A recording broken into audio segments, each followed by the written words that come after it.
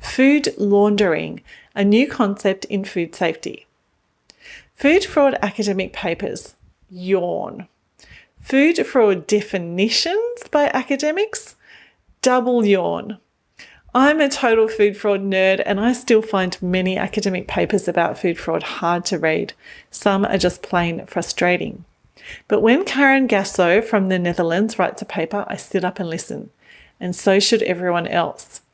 Her new paper, co-written with Mariet, I hope I'm saying that correctly, asserts that definitions of food fraud from past academic papers just don't cut it. Better still, their paper explains exactly why the old definitions are no good, based on dozens of real-world cases. And best of all, they propose a better definition. Brilliant! How the concept was discovered. Gussow and Mariet looked at 53 cases of food fraud that had been investigated in the Netherlands and found that 22 of them, almost half, don't actually fit with the well-accepted definitions and types of food fraud, such as Spink and Moyer's famous 2011 definition, I've linked to that in the email, or their 7 types of food fraud such as adulteration, concealment, tampering, etc. These 22 cases were ones in which the fraud did not involve actual food, but instead concerned material that was illegally sold as food, such as animal byproducts that were unfit for human consumption, bootleg alcohol, illegally slaughtered animals, expired or spoiled foods, and foods that were illegal because they contained high levels of contaminants like aflatoxins or heavy metals. In a significant number of cases, the perpetrators were not dealing with the food materials directly, but were doing things that would allow for food fraud to occur. Such things included the alteration of trade documents by a logistics business and the falsification of analytical results by a food testing laboratory. Some of the cases, that's approximately half, did fit well with currently used definitions, and they included ones such as perpetrators adding colorants to tuna flesh and falsely representing the religious status of foods. The problem and why it matters. When food fraud definitions are not adequate, the authors say, and I'm quoting here, public health risks caused by food fraud are assessed based on a limited or perhaps even skewed image of food fraud. End of quote. For example, adulteration food fraud is a type of concealment, and substitution or addition can also both be adulteration and dilution. In other words, multiple types of food fraud are actually the same, and this can make it hard to categorise incidents and organise data and information. Put simply, if we aren't capturing all food fraud scenarios properly in our definitions, we can't effectively mitigate the risks. The solution. Having analysed the cases, the authors proposed a new food fraud definition that encompasses 3 concepts. Their new definition is able to capture food frauds that do not strictly fit within currently used definitions. And I'm going to read out the new definition now. Food fraud is committed by any actor who is intentionally involved in illegal acts for economic advantage, thus causing or facilitating illegal food to be laundered into the supply chain or for food to be fraudulently value enhanced. 3 concepts: food laundering, fraudulent food enhancement, and facilitative food fraud. The new definition, the one that I just read out, captures 3 new concepts: food laundering, fraudulent food enhancement, and facilitative food fraud.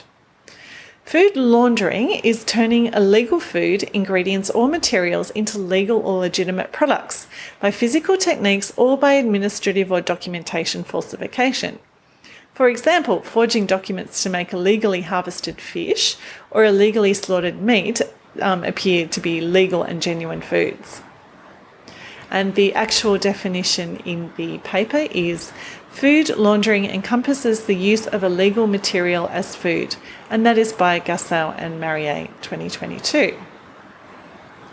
Fraudulent food enhancement encompasses classic food fraud types such as the addition of unapproved colorants to increase the value of a spice.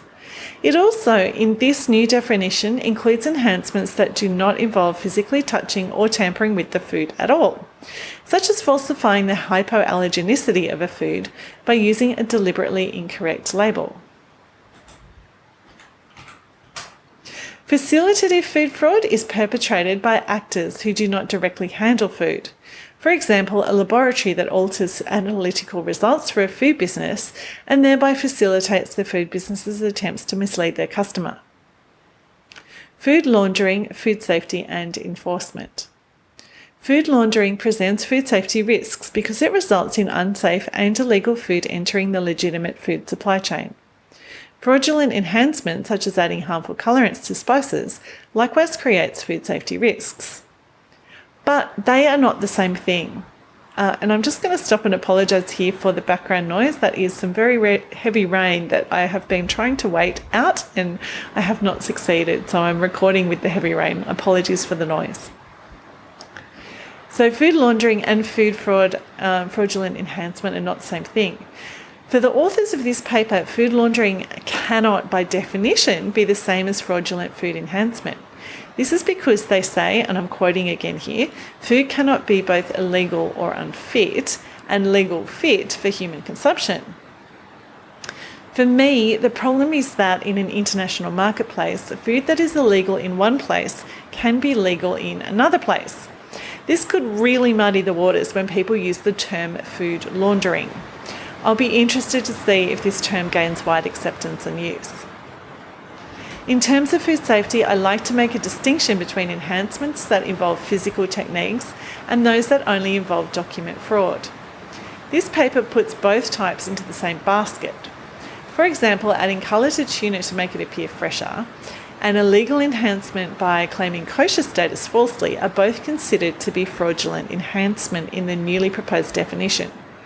However, the food safety impacts of each type of enhancement are very different, which for me justifies different priorities and mitigations. Other key takeaways.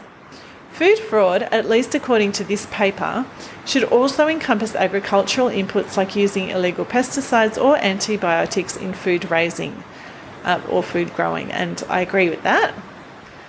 And whether or not theft of food or drug smuggling using food shipments counts as food fraud is a tricky question, and one that the authors have addressed decisively and perhaps controversially in their paper. More on this from me next month. The main source for this article is called The Scope of Food Fraud Revisited.